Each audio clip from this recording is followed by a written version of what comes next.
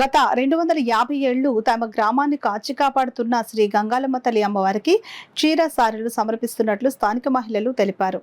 Kakinada rural మండలం వాకులపూడి మత్స్యకార colony రామాలయం వద్ద గ్రామ మహిళలు శ్రీ గంగాలమ్మ తల్లి అమ్మవారికి చీర సారెలు సమర్పణ కార్యక్రమం జరిగింది. గ్రామ మాజీ ఎంపీటీసీ గొల్లపల్లి కాశీరావు ఆధ్వర్యంలో జరిగిన కార్యక్రమంలో గ్రామ మహిళలు రామాలయం వద్ద నుండి ఊరేగింపుగా బయలుదేరారు. మహిళలు అంతా వివిధ రకాల స్వీట్లు, చలివిడి, వడపప్పు, పానకం, అరటిపళ్ళు గెలతో బయలుదేరారు. మహిళలు అంతా తలపై బిందెలు పెట్టుకుని మేళతాళాలతో ఊరేగింపుగా ముందుకు సాగారు. వారంతా శ్రీ గంగాలమ్మ తల్లి అమ్మవారి ఆలయానికి చేరుకుని పూజలు చేసి చీరలు సారె సమర్పించారు. ఈ సందర్భంగా మహిళలు మాట్లాడుతూ తమ గ్రామాన్ని చల్లగా కాపాడుతున్న అమ్మవారికి తమ శక్తి కొలది సారెను సమర్పించుకుంటున్నామని అన్నారు.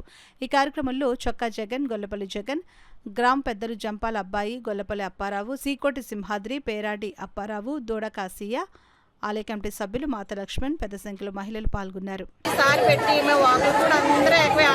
అందరూ చిన్న పెద్ద తేడా లేకుండా అందరూ డబ్బులు వేసుకొని మేము వాకులపూడి గంగాలమ్మని బాగా చూసుకొని మమ్మల్ని చల్లగా కాపాడుతుందని ఆ అమ్మకి మేము ఏదో మాకు తోచింది, మాకు నచ్చింది, ఆ అమ్మకి నచ్చిందో లేదో తెలియదు.